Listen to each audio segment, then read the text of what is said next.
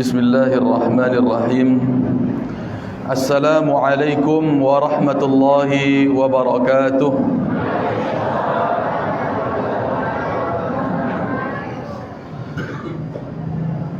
Alhamdulillah hamdan katsiran tayyiban mubarakan fihi kama yuhibbu rabbuna wa yardah.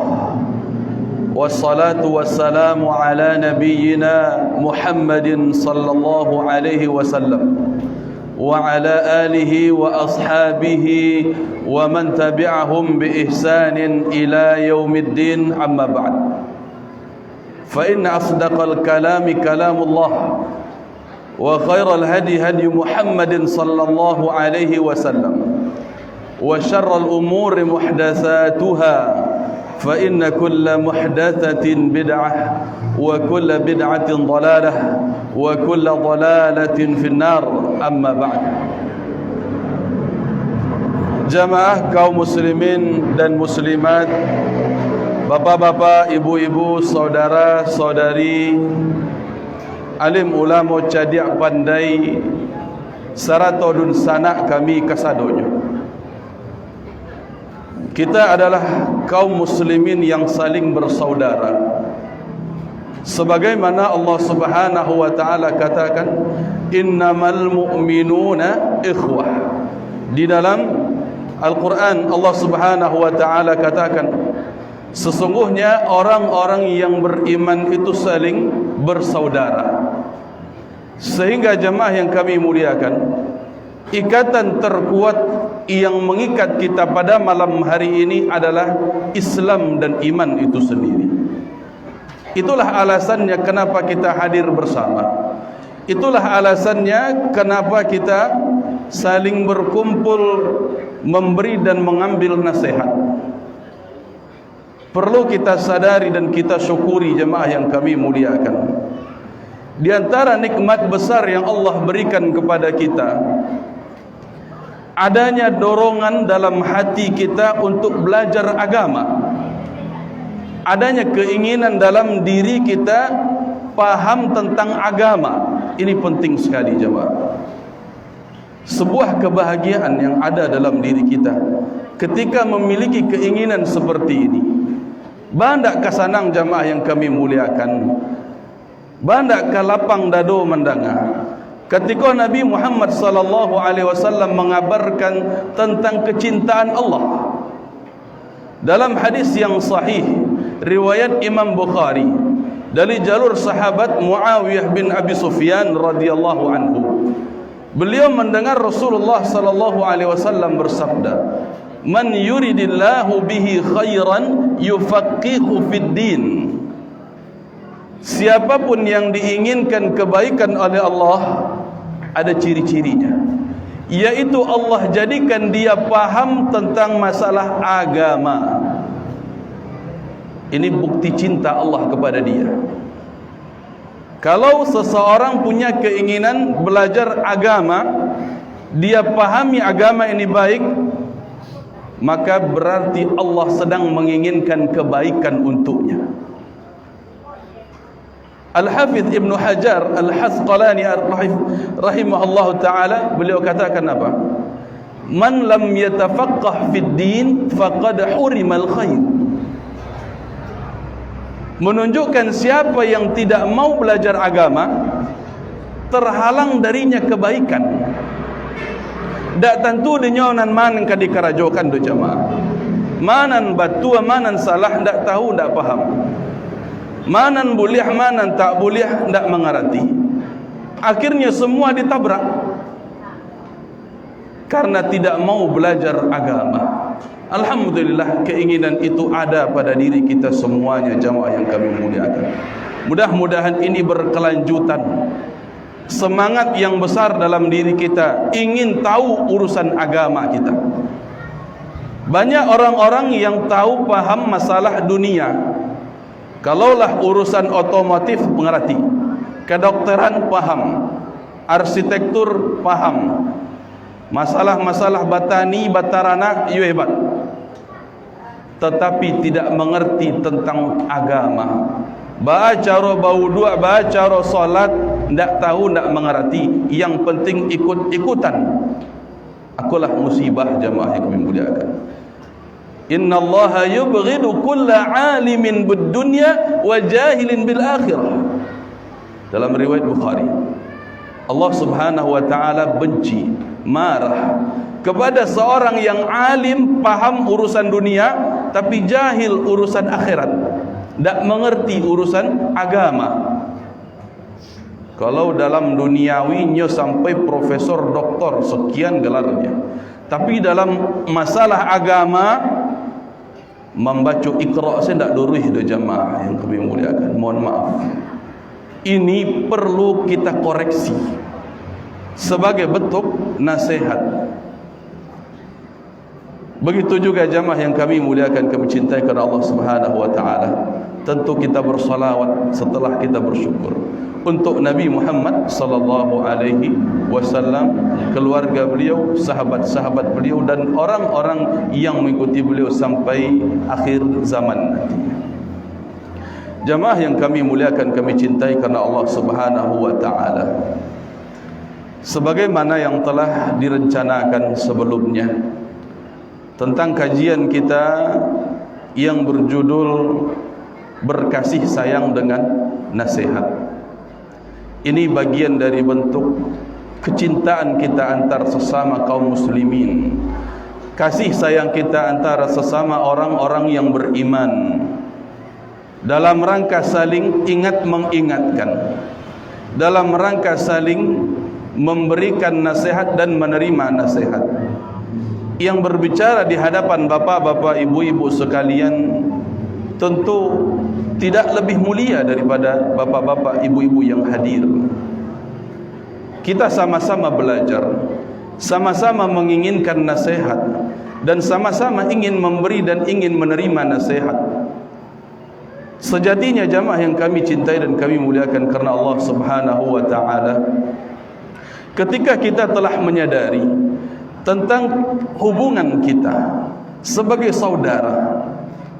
saudara dalam Islam dan dalam keimanan, makanya Nabi Muhammad sallallahu alaihi wasallam dalam hadis sahih riwayat Imam Bukhari, beliau katakan, la yu'minu ahadukum hatta yuhibba li akhihi ma yuhibbu li nafsihi. Tidak sempurna keimanan seseorang sampai dia mencintai sesuatu untuk saudaranya apa yang dia cintai untuk dirinya sendiri. Jadi tidak beriman seseorang, tidak sempurna keimanan seseorang sampai dia mencintai sesuatu untuk orang lain, saudaranya, sebagaimana hal tersebut dia cintai untuk dirinya sendiri. Tentunya jamaah yang kami muliakan, kecintaan terbesar, cita-cita terbesar seorang muslim adalah menggapai kebahagiaan kelak di akhirat, di surga Allah Subhanahu wa taala. Tidak ada kebahagiaan yang kedua, yang ketiga dan seterusnya di akhirat nanti. Hanya satu-satunya di surga Allah Subhanahu wa taala. Ketika kita menginginkan diri kita masuk surga, begitu pula kita menginginkan saudara-saudara kita, ayo kita berkumpul bersama dalam surga Allah Subhanahu wa taala. Ini bentuk kasih sayang, bentuk kecintaan. Lama dia awak ketujuh dia orang. Tidakkah lama awak ketika awak ditempatkan oleh Allah di dalam surga. Begitu pula yang diinginkan oleh saudara-saudara kita jemaah. Jangan sampai kita egois. Kita tahu tentang kebenaran, kita sembunyikan. Biarlah orang tu nan salah inyo ke masuk neraka. Biarlah inyo nan keliru berdosakan inyo jo nan ka disiksa oleh Allah. Itu ndak sayang awak nama orang tu jemaah. Labiah-labiah kerabat, keluarga, dunsana, labiah-labiah famili terdekat kita, keluarga sendiri, ndakkah sayang kita ke mereka? Ketika kita biarkan begitu saja. Sehingga jemaah yang kami cintai, di dalam menginginkan kebaikan ini, menginginkan kebenaran ini, dan menginginkan kita berkasih sayang, ada ranah di dalam Islam yang perlu kita pahami, yang disebut dengan ranah nasihat. Ranah nasihat, saling memberikan peringatan, mengingatkan, saling menegur, saling menyuruh kepada kebenaran, mencegah dari kemungkaran. Itu namanya nasihat. Tujuan nasihat itu disebutkan oleh Al-Hafidh Ibn Rajab Al-Hambali rahimahullah ta'ala, kalimatun yu'abbaru biha wa hiya iradatul khairi lil mansuh. Sebuah ungkapan, sebuah arahan, yang dengan arahan tersebut menginginkan kebaikan untuk orang yang dinasihati. Itu tujuan nasihat, jemaah. Menginginkan kebaikan untuk orang yang sedang diajak bicara. Menginginkan kebaikan, bukan yang lain, jemaah. Tidak menginginkan orang tersebut mati kutu, mati langkah. Tidak. Tidak menginginkan orang tersebut terpojokkan, berhenti berbicara, tidak lagi sanggup untuk membantah. Bukan itu yang dimaksud nasihat. Tapi yang diinginkan dari nasihat adalah kebaikan untuk orang yang sedang dinasihati. Tentu jamaah yang kami cintai dan kami muliakan karena Allah Subhanahu wa ta'ala, perlu kita sadari, memang kita inginkan kebaikan, tapi belum tentu orang yang mendengarnya menilai itu kebaikan. Contoh jamaah yang kami muliakan, seorang ayah atau ibu melihat anaknya bermain pisau, langsung dia cegah. Bisa jadi sang anak menangis, tidak mau mainannya dirampas, padahal itu membahayakan dirinya. Dia yang sedang dinasihati, yang sedang diarahkan orang tuanya, belum mengerti bahwa itu membahayakan dirinya. Maka di dalam hal ini jamaah yang kami muliakan, perlu kita pahami, koridor kita di dalam nasihat ini adalah amar ma'ruf nahi mungkar. Menyuruh kepada kebenaran, mencegah, melarang dari kemungkaran. Sumbernya adalah Al-Quran dan hadis Nabi sallallahu alaihi wasallam. Itu yang kita ajak mereka, itu yang kita nasihatkan kepada Al-Quran dan hadis Nabi sallallahu alaihi wasallam. Itulah kebenaran. Sesuai dengan nama masjid kita, Nurul Haqq, cahaya kebenaran. Apa itu kebenaran? Al-haqqu min rabbik. Kebenaran itu adalah yang datang dari Allah Subhanahu wa ta'ala. Yang datang dari Allah, Al-Quranul Karim. Nabi Muhammad sallallahu alaihi wasallam yang diutus oleh Allah. Inilah kebenaran. Al-Quran dan hadis-hadis Nabi Muhammad sallallahu alaihi wasallam. Itulah kebenaran mutlak. Kebenaran mutlak. Sehingga kepada itulah kita saling memberikan nasihat. Dan itulah bentuk kecintaan kita kepada orang yang sedang kita nasihati. Makanya seluruh agama ini ad-dinu an-nasihah, kata Nabi Muhammad sallallahu alaihi wasallam dalam hadis riwayat Abu Dawud. Agama ini keseluruhannya adalah nasihat. Agama ini keseluruhannya adalah nasihat.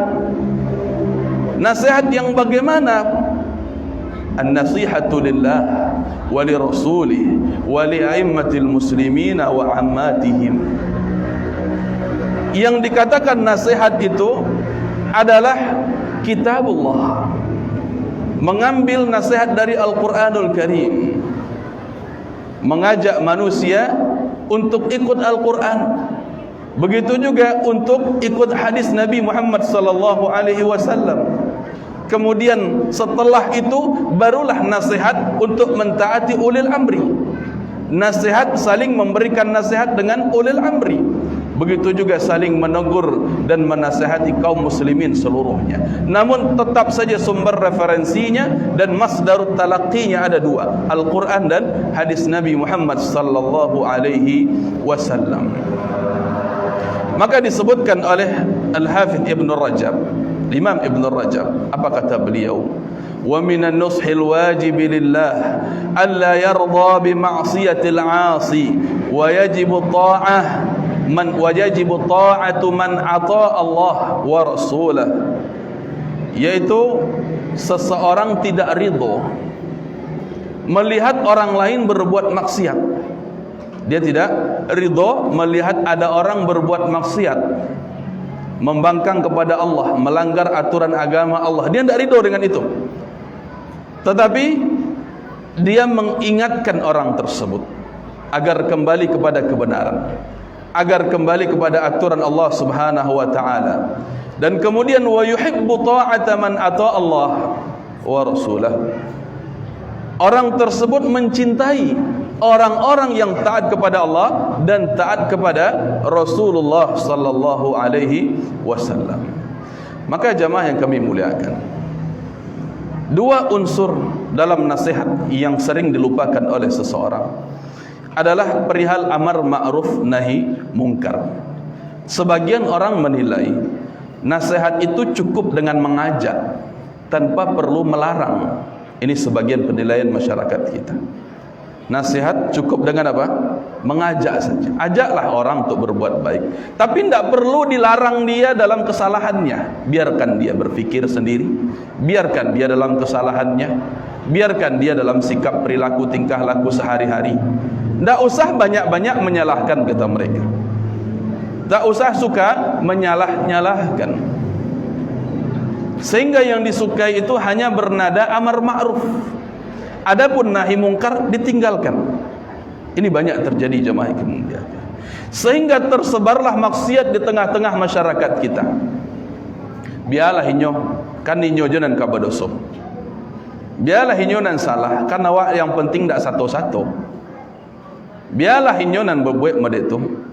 Kan inyo bulo nan kan dapat azab dari Allah. Yang penting awak ndak satu. Sehingga banyak membiarkan, tidak mau untuk mencegah, tidak mau mengingatkan. Bagus itu nak mau mengingatkan.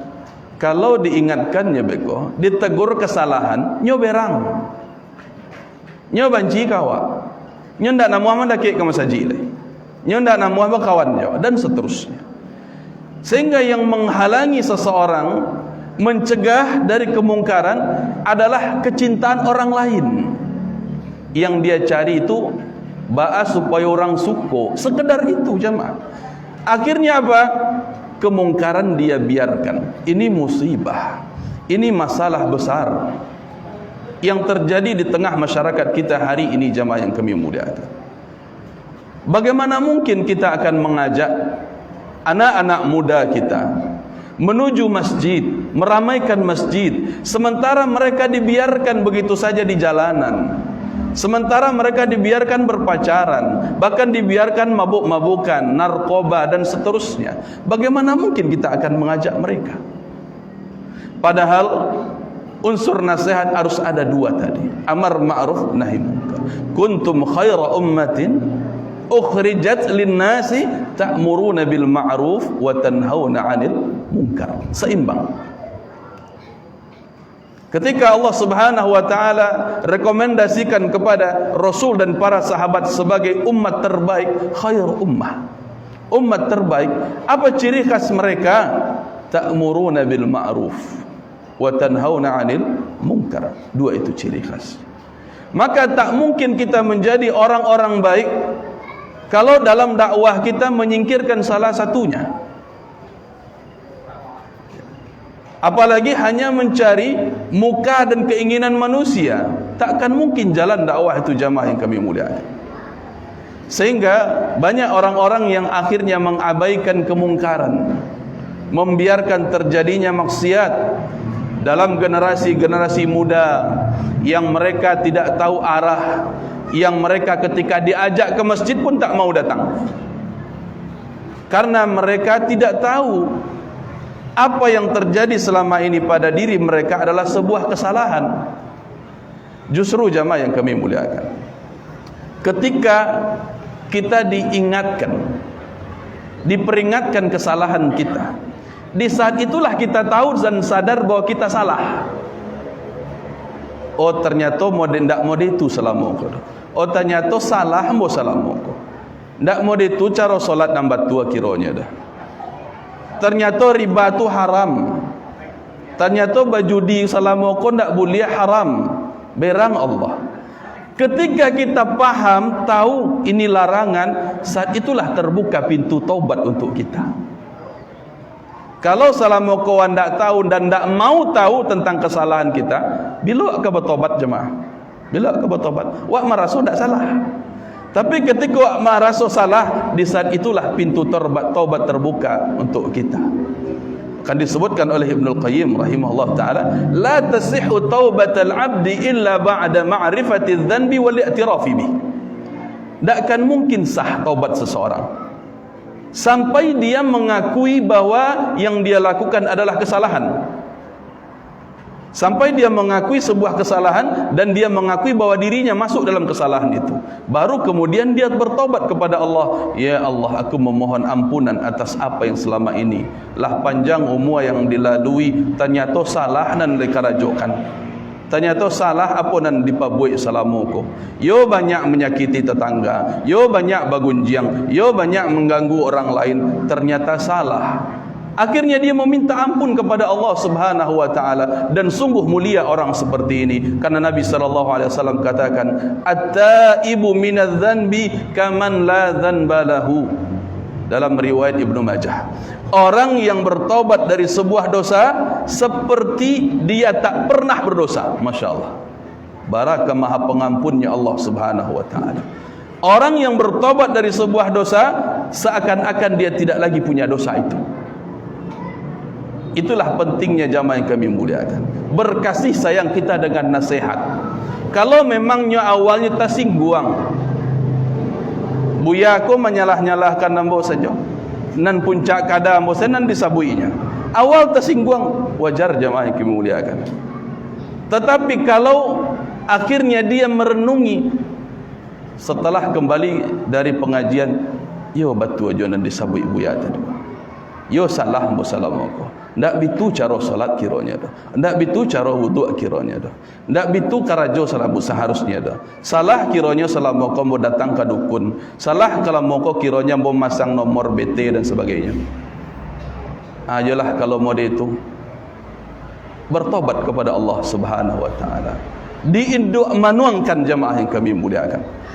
Anan kanyu sampaikan kadun sanaknya berikutnya adalah nasihat yang telah dia terima sebelumnya, karena dia pernah tergugah hatinya, pernah masuk ke dalam dirinya sebuah nasihat yang menyentuhnya.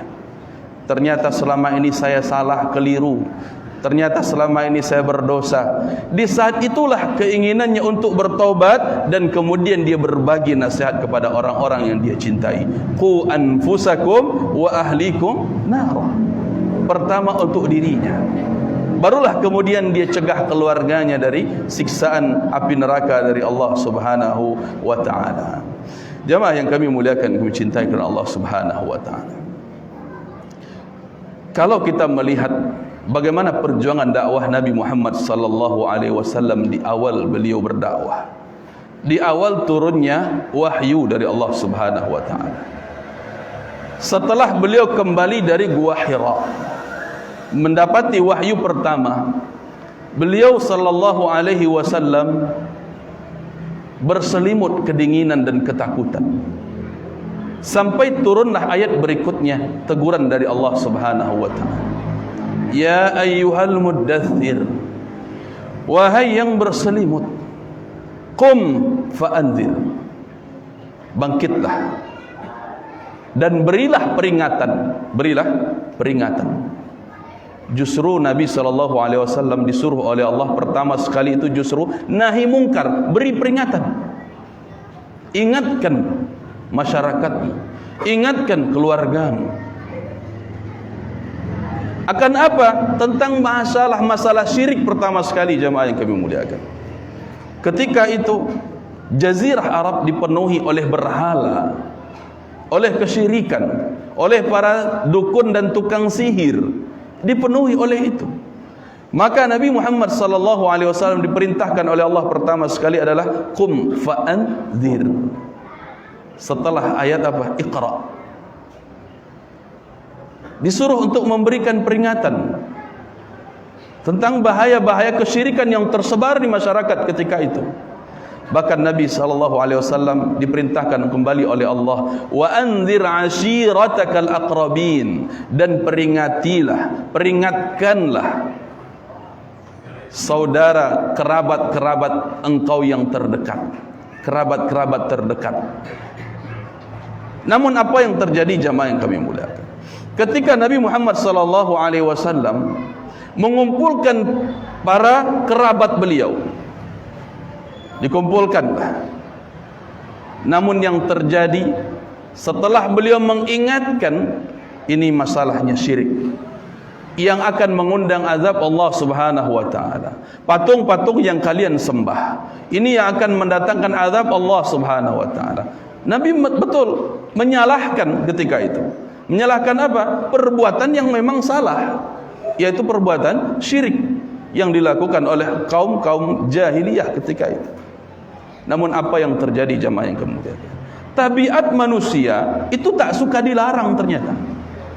Tabiat manusia tidak suka dilarang. Kok dapat disuruh tidak ada. Tapi kok disalah-salahkan, kok dilarang-larang, ajan leh. Jangan disampaikan leh. Begitulah yang dirasakan oleh Abu Lahab, paman dekat beliau.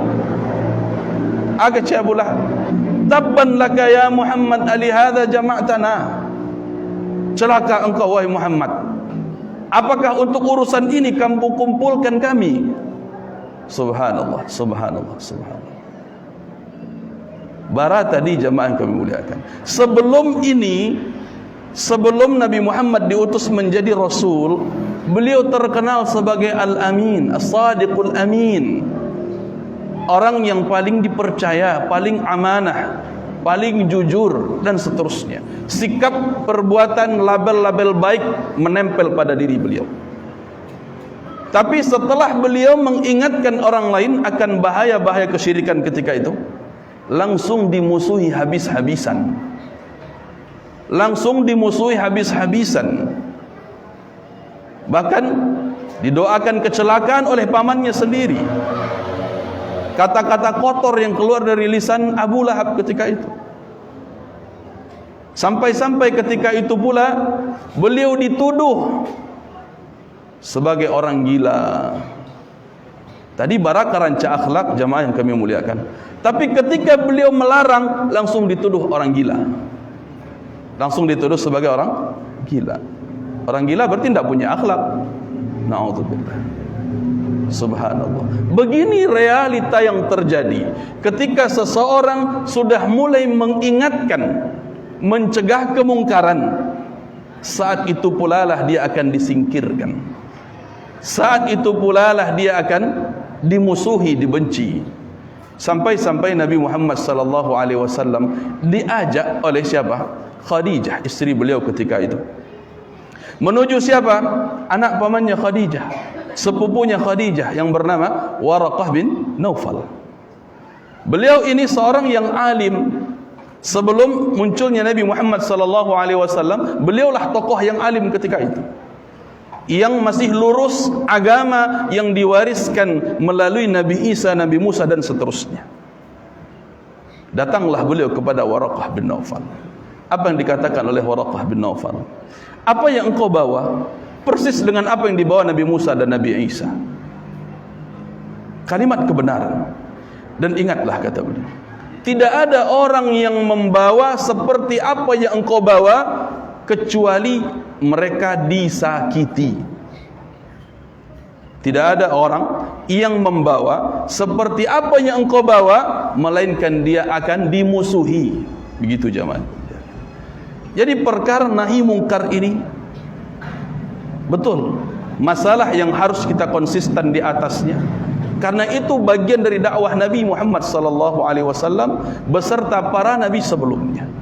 Lihatlah bagaimana perjuangan Nabi Nuh alaihi salam, alaihi salatu wassalam, ketika mengajak umat beliau kembali memurnikan tauhid kepada Allah Subhanahu wa taala. Justru selama 950 tahun 950 tahun ndak bara orang nan ikut do jamaah yang kami muliakan. Bagus betul. Karena dakwah beliau mengingkari kesyirikan. Mengingkari kesyirikan. Banan banyak kesyirikan terjadi apalagi di masyarakat kita jamaah yang kami muliakan.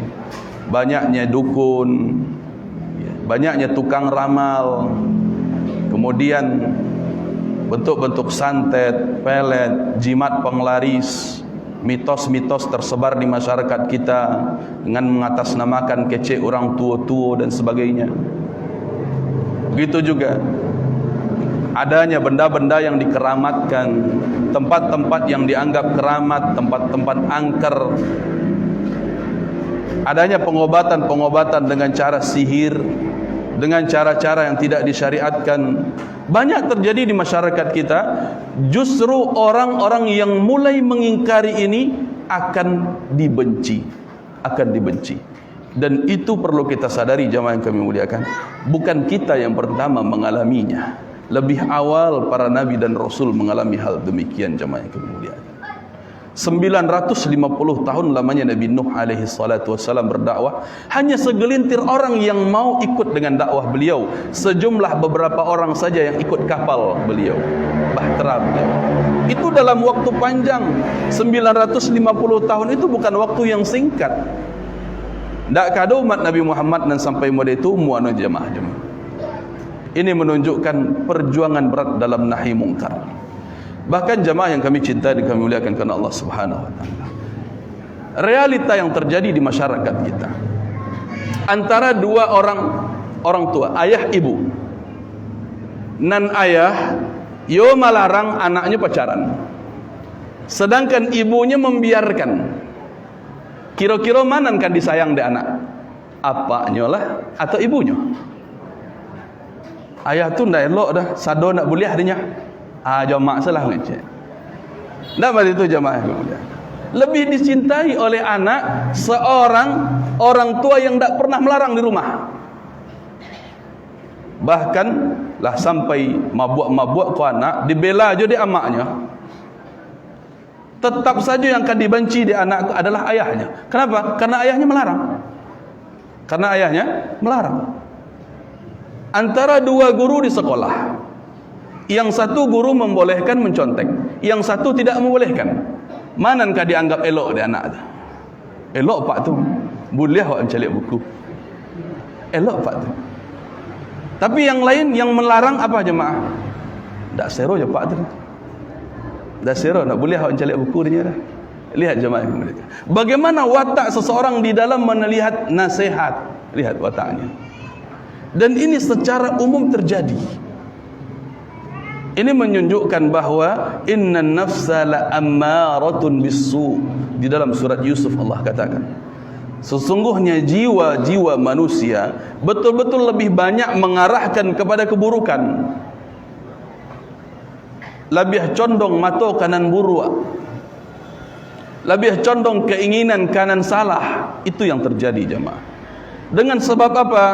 Tipisnya keimanan dalam diri kita, lemahnya ilmu dalam jiwa kita. Sehingga kalau kita lihat ada orang yang mengingatkan kesalahan kita, malah kita tersinggung. Padahal sebenarnya dia dalam rangka berbagi kasih sayang kepada kita. Dalam rangka berbagi kasih sayang kepada kita. Ketika ayahnya tersebut mengingatkan, nak, jangan berkawan-kawan je orang merdeka, jangan berpacar-pacar juga, jangan satu lo mampu, jangan satu lo marokok, jangan satu lo minum-minum. Padahal yang diinginkan ayahnya tadi kebaikan untuk anak, kebaikan untuk anak. Makanya melarang jemaah. Coba kalau tidak sayangnya, nyapa biasa saya tanya. Dek karena nyo sayang, makanya larang. Nah, Kecapak di rumah. Jangan main kala buah je lah beko talantak dia tu. Kok mengareh anak tadi baca di jemaah. Ya ndak bisa dia. Ndak bisa ditagah. Dipabia pula ibunya. Naudzubillah. Biasalahnya. Akhirnya bekolah talantak dia tu ya bana talantak. Bana kakak ni. Siapa sebenarnya yang sayang kepada anak? Yang membiarkan atau yang melarang? Ini pertanyaan jemaah. Ini masalahnya. Ini yang perlu kita pahami baik-baik. Bahwa betul dalam agama ini pun banyak larangan, banyak pantangan. Jangan sampai wak maraso dak sero ngaji ju buya-buya mereka tu dah, yang bajanggu yang Sarawak setting dak sero batu. Banyak senan salah dinyo. Banyak senan haram dinyo. Ikon dak boleh aku syirik lah ceknya, aku lah bid'ah lo ceknya. Dak sero dah dak asik. Dak ada lawak-lawaknya dah. Akhirnya jemaah yang kami muliakan, kami cintai. Kita tidak mengerti. Padahal Nabi Muhammad sallallahu alaihi wasallam katakan apa? Ad-dunya sijnul mu'min. Dalam hadis riwayat Imam Muslim. Ad-dunya sijnul mu'min wa jannatul kafir. Dunia ini ibarat penjara bagi orang yang beriman dan ibarat surga bagi orang kafir. Ke dunia jemaah. Kalau ibarat penjara, ada bapak ibu nan pernah masuk penjara dah? Atau mungkin tahulah tentang penjara tu bah. Pasti paham di penjara tu sado nak buliah. Kau nak buliah, kau nak buliah, kau nak buliah. Macam apa saya nak buliah dah? Jangan macam apa, makan lama saya nak buliah di penjara jemaah. Model itulah dunia kata Nabi sallallahu alaihi wasallam. Untuk orang beriman memang banyak nan tak buliah. Memang banyak nan tak buliah. Bahkan Nabi katakan apa? Huffatil jannatu bil makarih. Surga itu jalan menuju kepadanya diliputi oleh hal-hal yang dibenci oleh manusia secara nalurinya. Banci wak ke orang nak melarang-larang, banyak nan tak buliah, banyak pantangan. Padahal arahannya kepada surga. Karena ini baru dunia jamaah yang kami muliakan. Kalau sadonan kabuliah wak di dunia, itu kecil Nabi wa jannatul kafir. Surganya orang-orang kafir. Tak ada pantangan dia ada jemaah. Sadonya nya ambil. Sadonya nya libas dan seterusnya. Ibarat surga bagi orang kafir. Namun orang muslim, orang beriman paham ini dunia cobaan dari Allah. Ndak sadonan Allah ciptakan ku boleh dihantam jemaah. Ada batasan-batasannya, ada batasan-batasan. Masalah jual beli, ndak boleh kita berbuat curang. Ndak boleh kita menipu. Ndak boleh kita mengurangi takaran timbangan. Ndak boleh kita melakukan transaksi riba. Ndak boleh kita melakukan. Yo banyak jemaah. Masalah keluarga. Ya, tidak boleh berlaku kasar terhadap istri. Tidak boleh kita sia-siakan nafkah istri. Tidak boleh kita menyia-nyiakan pendidikan untuk anak. Banyak nak tak boleh. Masalah berpakaian saja jemaah. Tak boleh nan ketat, tak boleh nan membuka aurat, tak boleh nan laki-laki isbal. Padusi pun demikian. Banyak kironan tak boleh. Banyak pantangan, betul. Sampai-sampai seorang ulama yang bernama Syekh Salim bin Id Al-Hilali hafizahullah ta'ala, beliau menulis sebuah buku yang berjudul Al-Manahi Syar'iyyah. Sudah diterjemahkan dalam bahasa Indonesia. Judulnya Ensiklopedi Larangan. Warna biru, 3 jilid. 1 jilidnya setebal ini. Kumpulkan jadi 3. Kok tingginya jemaah? Isinya larangan sadonya. Isinya apa? Larangan, pantangan dalam agama. Allah dan Rasul yang melarang. Bukan beliau yang melarang, bukan kita yang melarang, tapi Allah dan Rasul yang melarang. Yo banyak pantangan bagi kaum wanita saja. Contohnya jemaah. Ya, Nabi sallallahu alaihi wasallam katakan, apabila seorang wanita menggunakan wewangian parfum, kemudian dia melewati kaum laki-laki tercium baunya, maka ketahuilah wanita tersebut seorang pezina. Nak pantanganlah itu. Tak boleh pakai parfum dengan kaum wanita. Kalau di luar rumah tak boleh ada. Khusus untuk suaminya di dalam rumah. Itu untuk wanita je. Tak boleh kaum wanita pakai parfum di luar rumah. Karena parfum tersebut untuk suami secara khusus. Dan dewa berbeda. Kalau keluar rumah, ya tabah parfumnya. Jarak 2 meter lah tabaun. Tiba dalam rumah, baunya bon bawang saja. Tak bon bawang, tak bon kunyit. Itu saja cuma. Tak terbalik ada. Justru larangan ini ada. Entah balik nak awak lakukan. Ya. Memang banyak yang dijadikan oleh Nabi SAW pantangan. Kaum wanita berdandan itu khusus untuk suaminya. Kaum wanita adalah aurat. Kalau keluar dari rumahnya istasyarafaha syaitan, dipercantik oleh syaitan dan sebagainya. Ya. Maka kaum wanita itu bukan tempatnya duduk-duduk di jalanan, bukan. Menjaga harga diri mereka dalam rumah. Kok ndak perlu mana ndak keluar dari rumah. Kalau memang sangat dibutuhkan keluar untuk beli ini beli itu keperluan dapur dan sebagainya, silahkan keluar. Tapi kalau tidak ada keperluan, kalau hanya sekedar untuk bertemu, mengobrol, bagunjiang ke tetangga, jangan keluar dari rumah. Ini diantara hal-hal. Oh, yo banyak kira pantangan. Betul. Kalau wak sabuk siko yo panjang jemaah. Sedangkan ulama saya menulis siko tabah bukunya. Al-Manahij Syar'iyyah, ensiklopedi larangan. Memang banyak pantangan dalam agama, banyak larangan-larangan dari Allah Subhanahu wa taala. Bukan kita yang melarang, tapi Allah dan Rasulnya yang melarang. Maka orang yang beriman itu punya prinsip. Idza du'u ila Allah wa rasulihi liyahkuma bainahum an yaqulu sami'na wa ata'na. Kalau mereka itu diajak, dinasihati kepada Allah dan Rasul, kepada Al-Quran dan hadis, prinsip mereka sami'na wa ata'na. Kami dengar, kami taat. Kalau memang batu kau larangan dari Allah, kau larangan dari Rasulullah, alahlah. Kalau memang batu, saya dengar, saya taat. Tidak ada pilihan yang lain. Tidak perlu cari-cari orang lain. Kalau tidak boleh riba kau cari didatangkan ustaz dan membulihan. Kau ditantang Allah, kau ditantang Rasulullah. Oh tidak boleh awak kerajo di bank ceknya. Kalau begitu carilah ustaz dan mengecekkan buliah. Kau ustaz saya sebagai guru leh. Na'udzubillah. Allah ditantang. Wa ahallallahu al-bai'a wa harrama riba. Allah halalkan jual beli dan Allah haramkan riba. Oh yo banyak larangan kiranya. Dan begitulah jamaah yang kami muliakan. Semakin banyak kita belajar, semakin kita paham ternyata ini tidak boleh, ternyata ini tidak boleh. Sadarlah kita, sesungguhnya hal itu untuk kemaslahatan kita. Untuk siapa? Untuk kemaslahatan kita. Bukan untuk orang lain yang melarang tadi, tapi untuk diri kita. Faman ihtada fa innama yahtadi li nafsi. Siapa yang mengambil hidayah tersebut, maka manfaatnya untuk dirinya sendiri. Begitu juga siapa yang menginginkan kesesatan, maka kesesatan itu pun untuk menghancurkan dirinya sendiri. Adapun kita yang memberikan nasihat itu hanya dalam rangka menyampaikan, bukan mengarang-arang, hanya menyampaikan ini kata Allah, ini kata Rasulullah, selesai. Ini kata Allah, ini kata Rasulullah, selesai.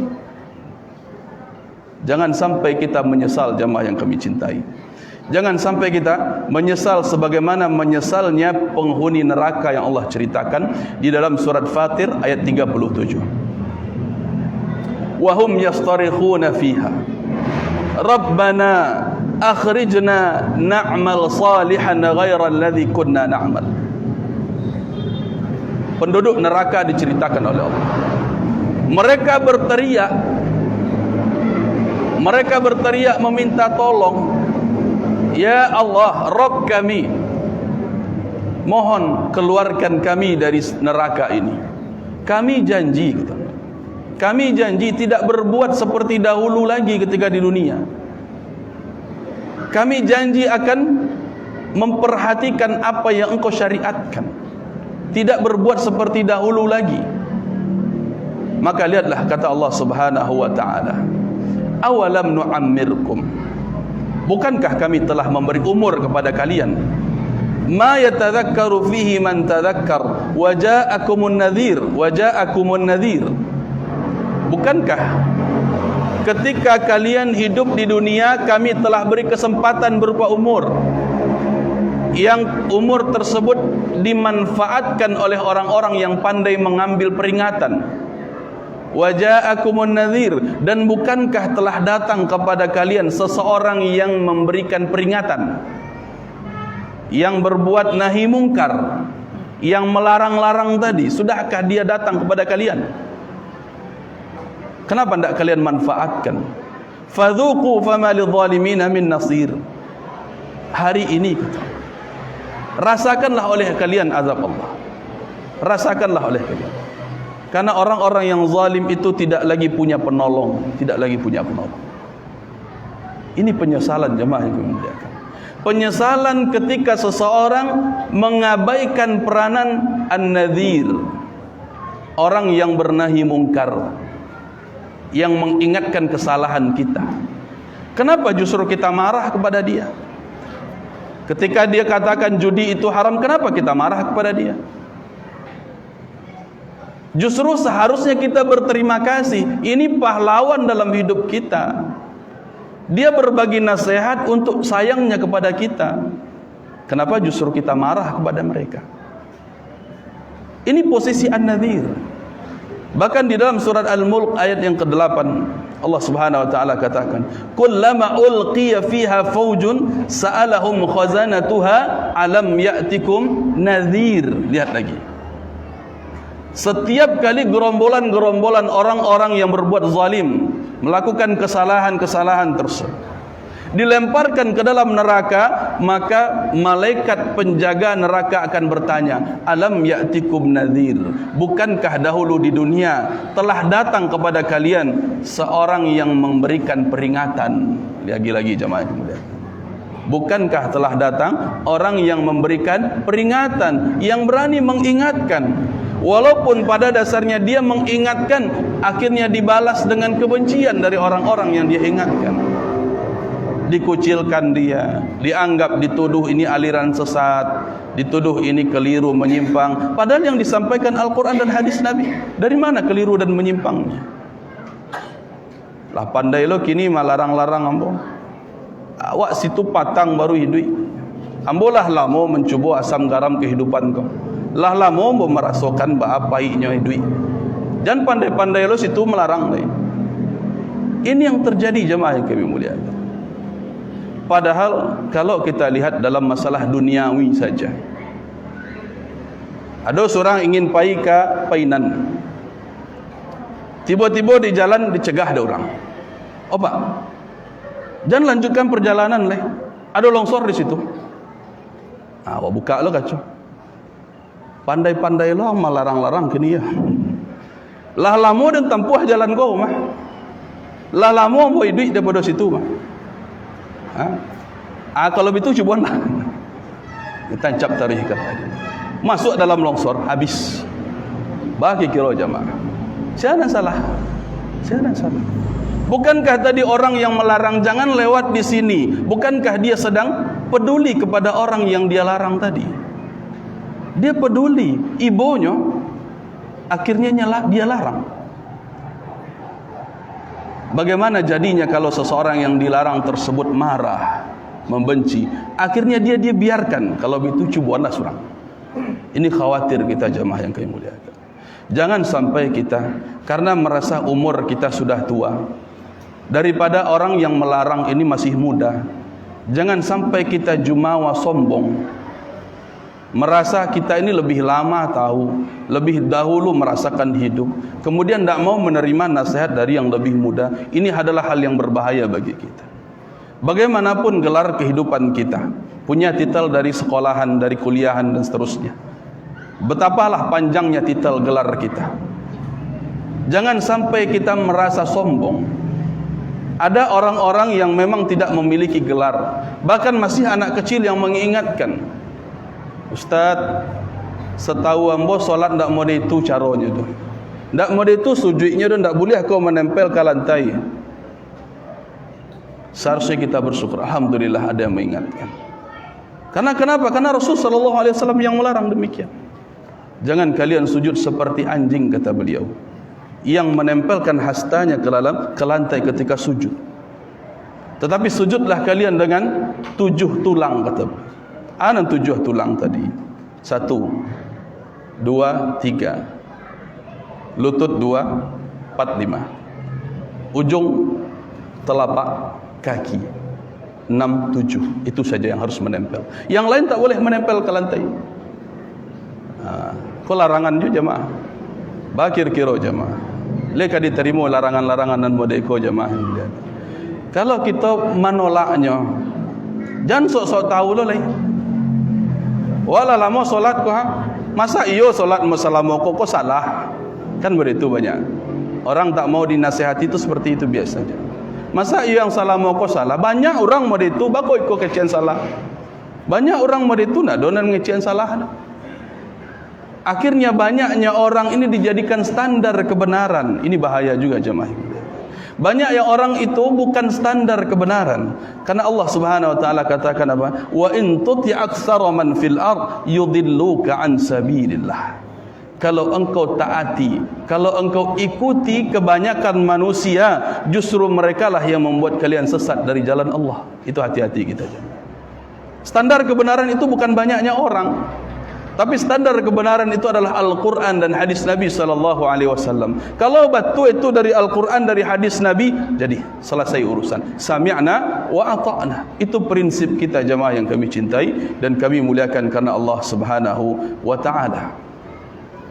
Kadang betul jemaah, berkawan dengan orang yang suka menasehati itu, ya agak barik, agak tersuri langkah Rasul. Anangka dikerajokan salah sekecilnya.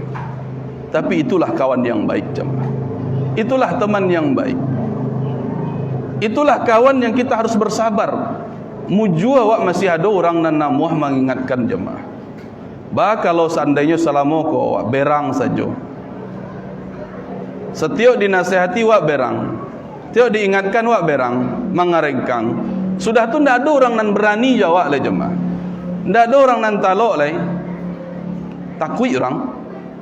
Akhirnya kita hanya terpaku dalam maksiat, dalam dosa, sementara tak ada orang lagi yang mau mengingatkan. Tak rugi waktu jemaah, kerugian bagi kita.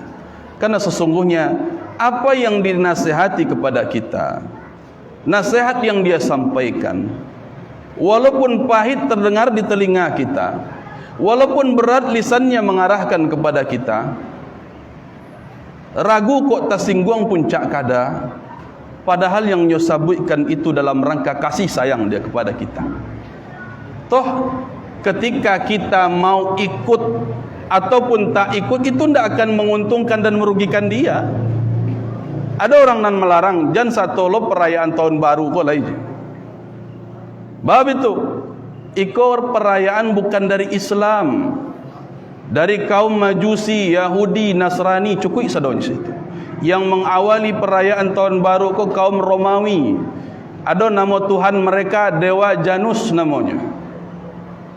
Mereka peringati dengan perayaan yang disebut dengan Mihrajan atau Nairuz.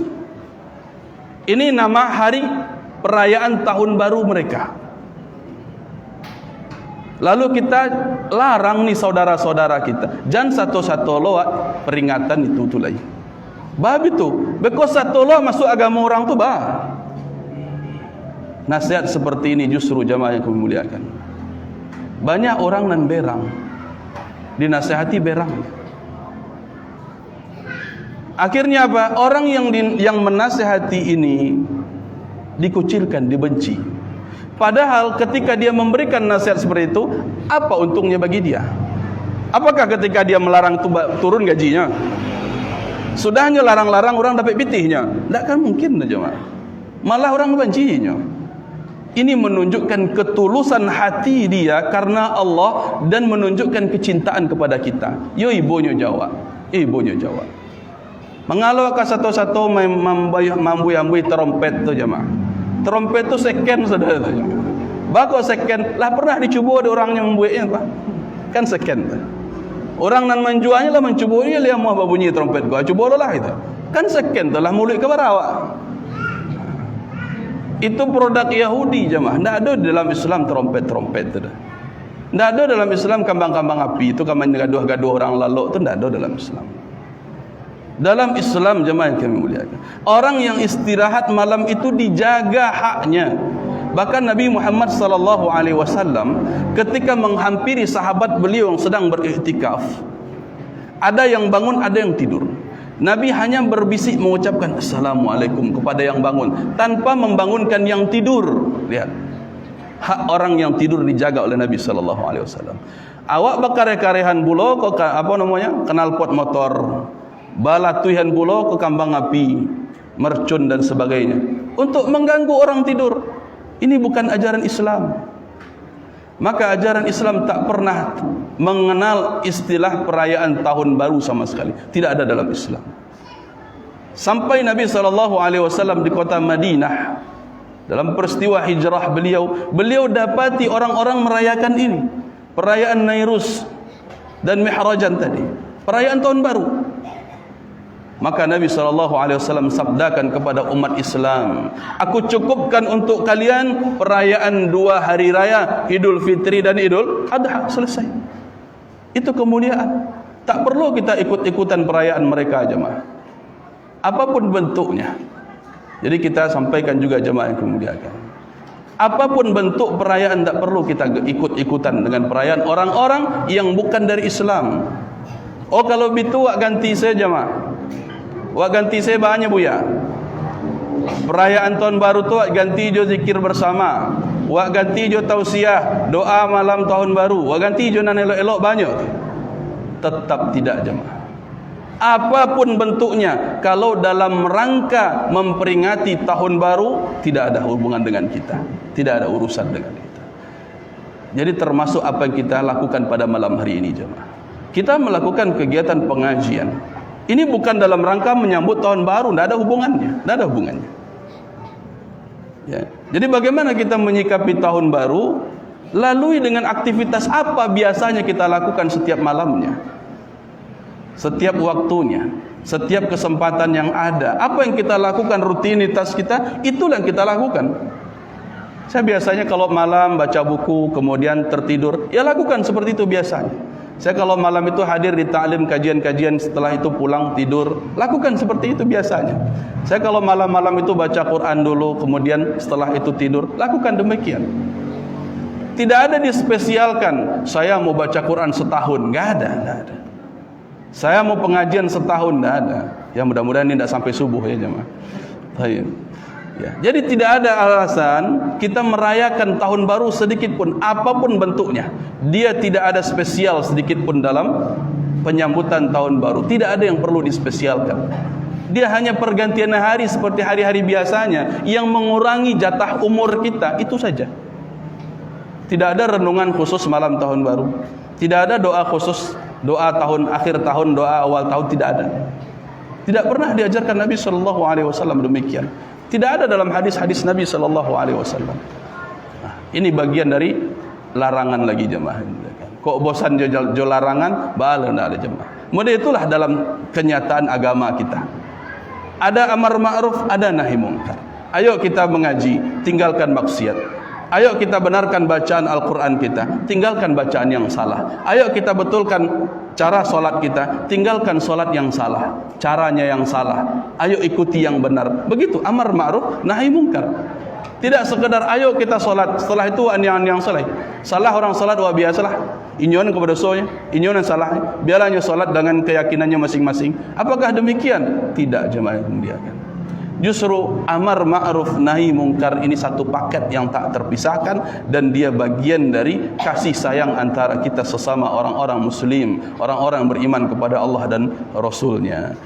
Kemudian jamaah yang kami cintai dan kami muliakan karena Allah Subhanahu wa taala, ada sebuah pesan khusus bagi orang tua yang laki-laki, termasuk juga di dalamnya kaum wanita. Yang lebih khususnya adalah laki-laki. Rasulullah SAW pernah bersabda, la yadkhulul jannah, tidak akan masuk surga. Di antara dalil yang lainnya beliau katakan, la yanzurullah, Allah tidak akan melihat kepada siapa? Ad-dayyuth, lelaki yang bersifat dayuth. Anan dayuth itu disebutkan Nabi SAW dalam hadis riwayat Imam Ahmad, man yuqirru fi ahlihil khabath, siapapun yang membiarkan kemungkaran terjadi di tengah-tengah keluarganya, nyolai rajin solat, tapi anaknya nyepabian tak solat, tetap saja dia terancam tidak masuk surga. Tidak masuk surga bukan berarti tidak selama-lamanya, tapi dia akan diazab dulu, baru kemudian kalau memang dia bertauhid, beriman, dia ada jatah dalam surga. Tapi tetap dia diazab dengan apa? Dengan sebab dia membiarkan kemungkaran terjadi di tengah keluarganya. Yo nyolai rajin mengaji, tapi anak bininya tidak pernahnya ajarkan tentang agama, berdosa dia. Anaknya pacaran, dibawa dari laki-laki, naknya laki-lakinya bawa lepadusi tanpa akad pernikahan, nyepabiakan saja, kanai pulau jemaah yang memuliakan. Maka jangan kita berfikir ketika ada orang lain melakukan kesalahan, jangan berfikir itu untuk dia saja, enggak. Karena Allah katakan dalam surat Al-Anfal ayat 25, wattaqu fitnatan la tusibanna alladhina zalamu minkum khassah. Takutlah kalian, khawatirlah kalian dengan azab Allah yang tidak khusus menimpa orang-orang yang zalim saja, enggak, tapi ikut menimpa siapapun yang membiarkan kezaliman.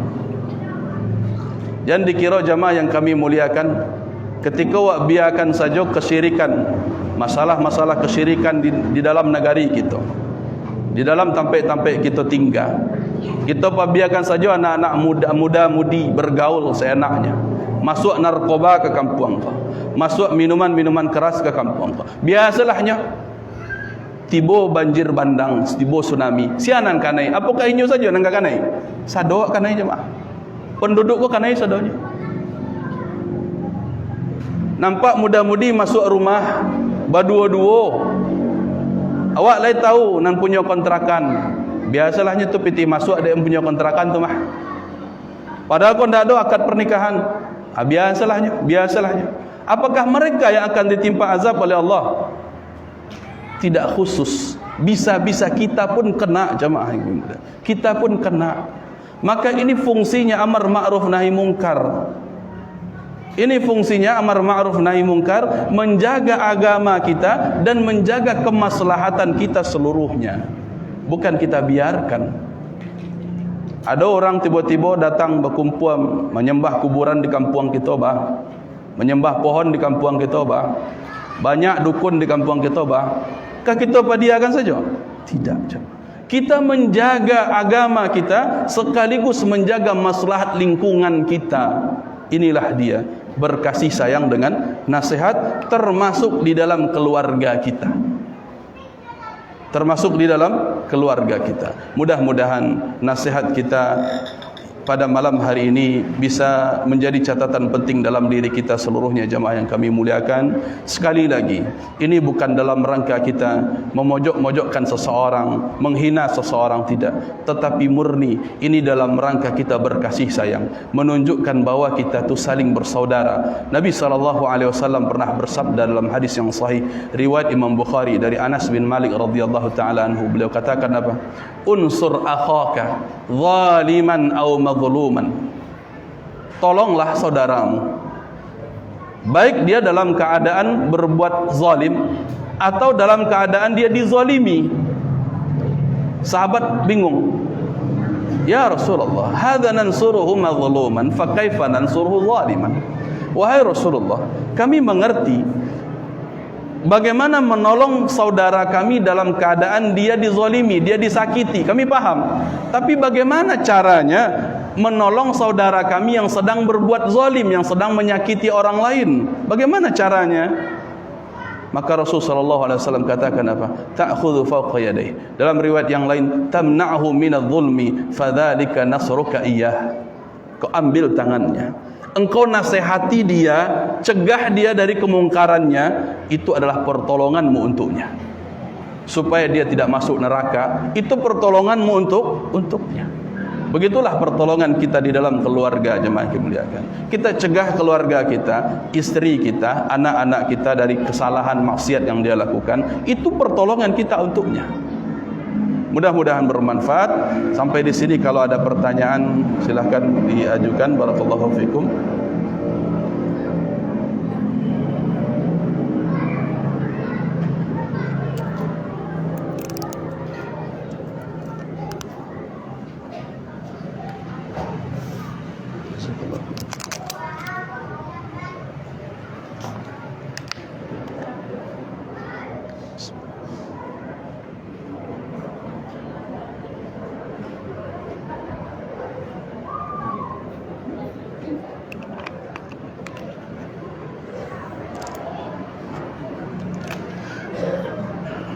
Assalamualaikum Ustaz. Waalaikumsalam. Bagaimana dengan orang yang mengambil sebagian ayat Al-Quran, mengamalkan sebagian ayat lainnya, mengamalkan sebagian ayatnya, namun ayat yang lainnya dikesampingkan? Barakallahu fikum.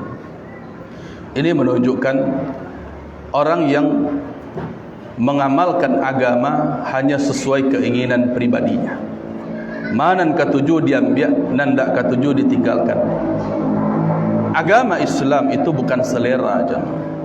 Bukan selera. Ini bukan prasmanan.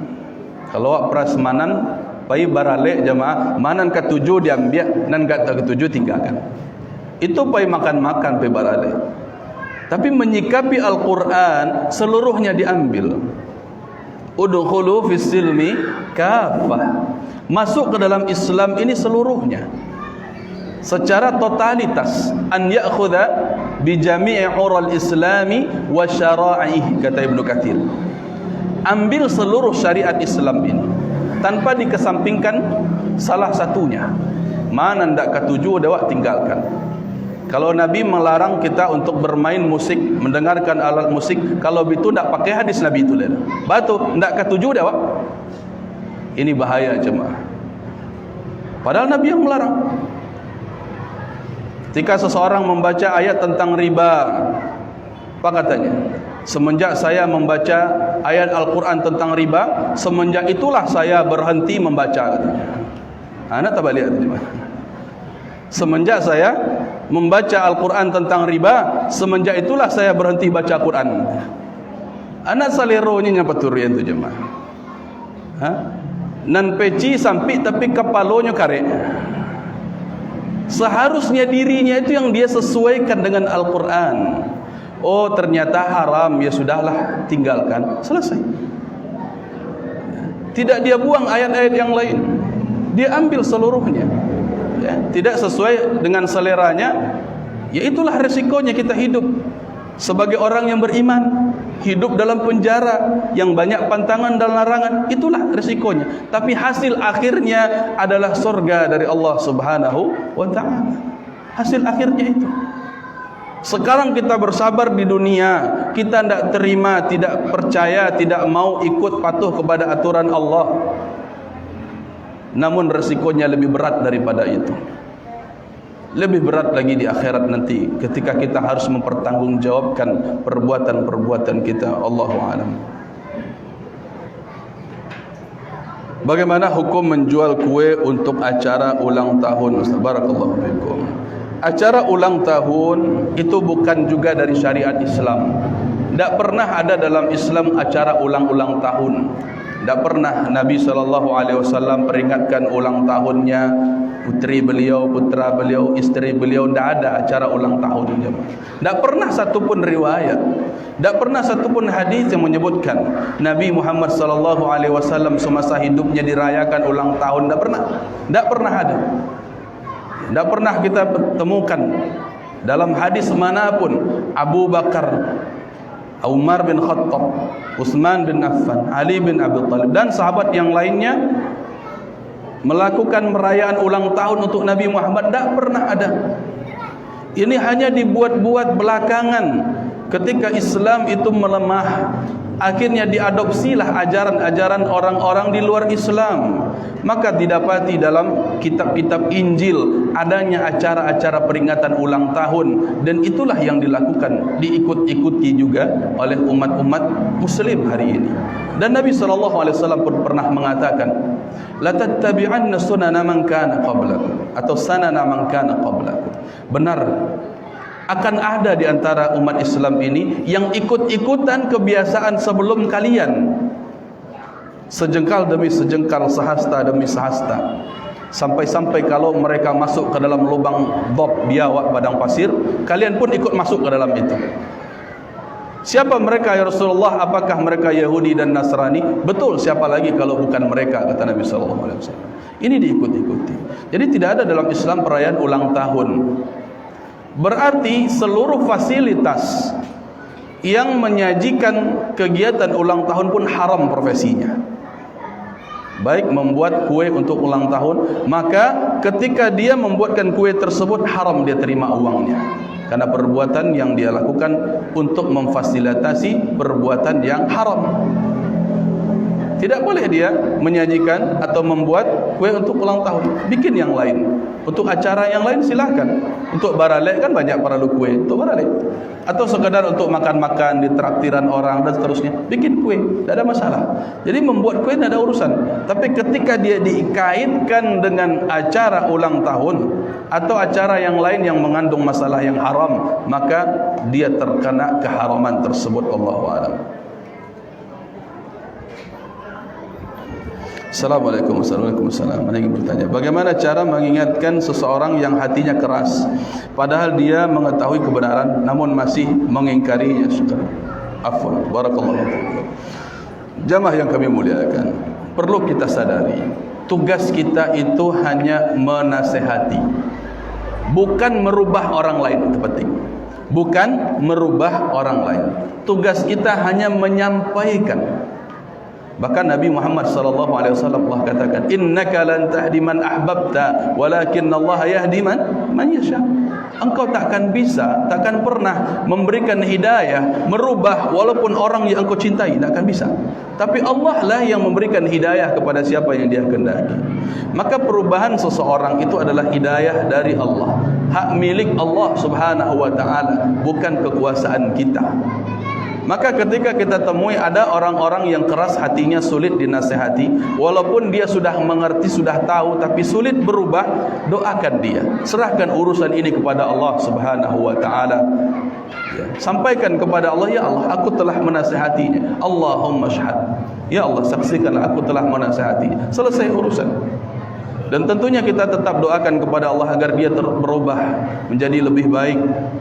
Apalagi ini anak-anak kita menjadi lebih baik, kita doakan kepada Allah. Walaupun hatinya keras selama ini, itulah tantangannya jemaah.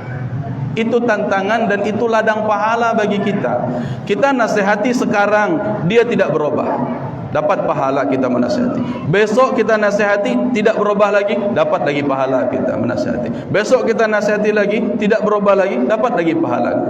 Tapi lihat orang, sekarang dia nasihati, besok langsung berubah, pahalanya cuma satu. Pahalanya baru satu, selesai urusan dia. Ya, betapa besar lahannya orang miliki ketika yang dia hadapi adalah orang yang sulit untuk berubah. Maka ini tantangan bagi orang yang memberi nasihat, jangan mundur, jangan patah hati, tetap memberi nasihat. Karena perubahan seseorang itu bukan tugas kita. Barakallahu fiikum.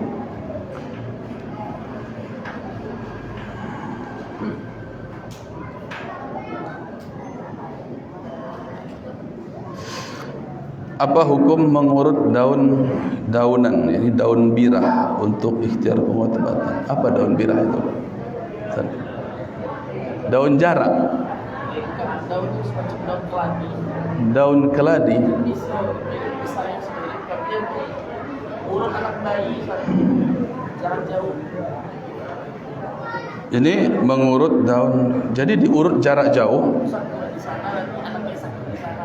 Jadi anaknya jauh, daunnya di sini, anaknya di sini. Subhanallah. Subhanallah, subhanallah. Anda baru tahu ini ada istilah seperti ini.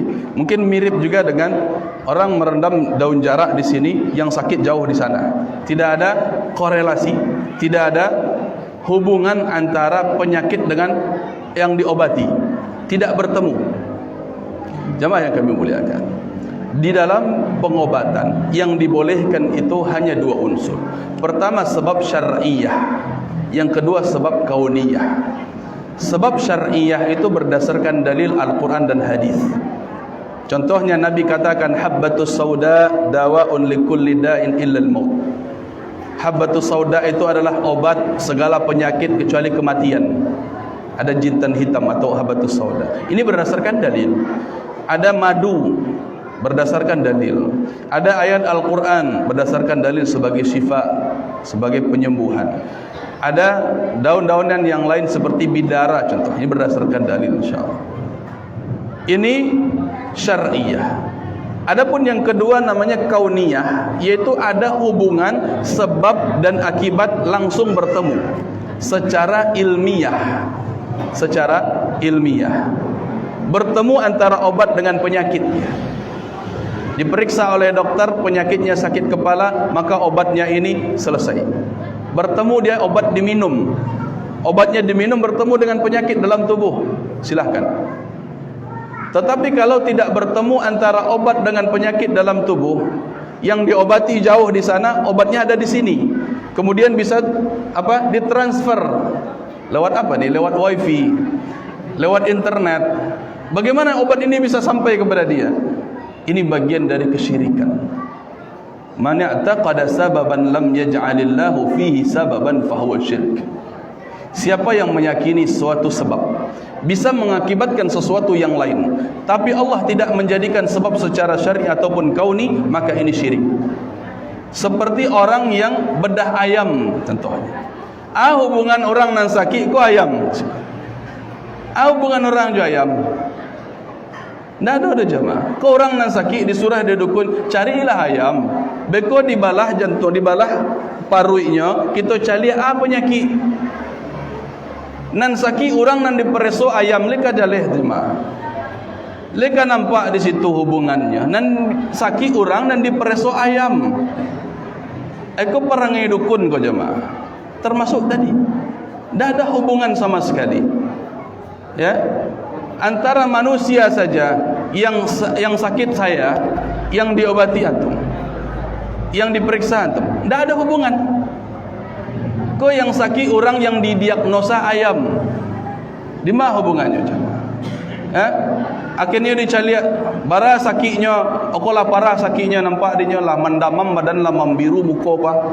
Dipereso ayam, ndak basuh penyakit. Bandak ke basuh, yang sakit kok gusinya, giginya. Ayam ndak punya gigi. Ayam ndak ada gusi. Hubungannya. Ya, jaringan tubuh, organ tubuh seseorang itu ndak sama jo ayam jemaah. Itulah akal-akalan tadi, metode pengobatan melalui dukun. Termasuk rendam apa? Daun jarak. Transfer pindah penyakit ke daun jarak. Bukannya. Bagus bisanya pindahkan. Lewat mana? Mantranya. Jamaah yang kami muliakan, ini bagian dari pembodohan sebenarnya. Bagian dari hal yang membuat kita semakin jauh dari agama. Dekat kepada dukun, jauh dari agama. Wallahu a'lam. Tapi kalau daun jaraknya tadi diambil, dioleskan kepada yang luka, yang gatal, silakan. Itu bertemu antara penyakit dengan obat, tidak ada masalah. Ya, atau direndam daun jaraknya, kemudian kaki ikut direndam bersamanya, tidak ada masalah. Ya, wallahu a'lam.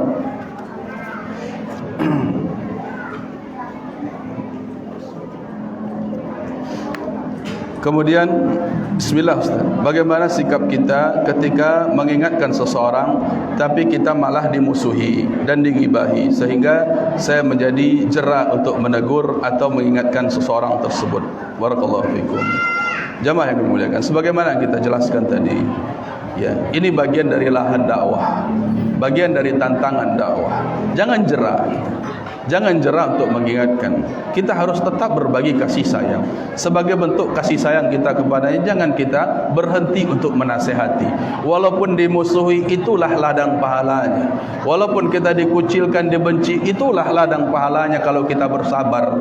Maka di antara hikmah ketika Allah yang memegang hidayah, hidayah hanya milik Allah, supaya ketika kita berhasil mendakwahkan orang lain, kita tidak bangga. Tetap kita memuji Allah. Allah lah yang merubah dia, bukan karena saya, tapi itu karena Allah. Supaya kita tidak sok-sokan, tidak sombong melihat seseorang, nak tunyolah berubah, itu gara-gara ambo tuh, ambonan majak ngaji dulu tuh. Ini bahaya jemaah.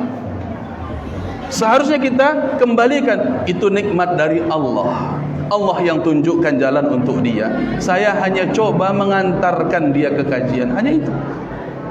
Saya hanya coba menyampaikan. Yang merubah dia itu hanya Allah, bukan saya. Itu diantara hikmah.